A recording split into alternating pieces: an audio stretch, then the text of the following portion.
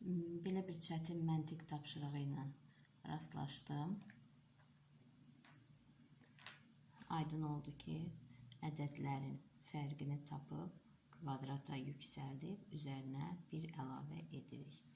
11-dən 7 çıxarıqsa 4, 4-ün kvadratı 16, 16-nın üstünə 1, 17 edir.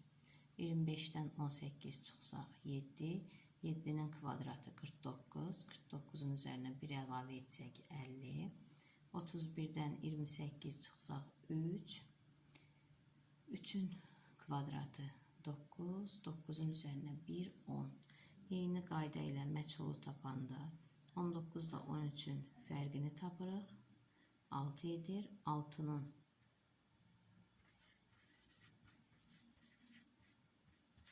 kvadratı 36, onun da üzərinə 1 gəlsək 37 edir.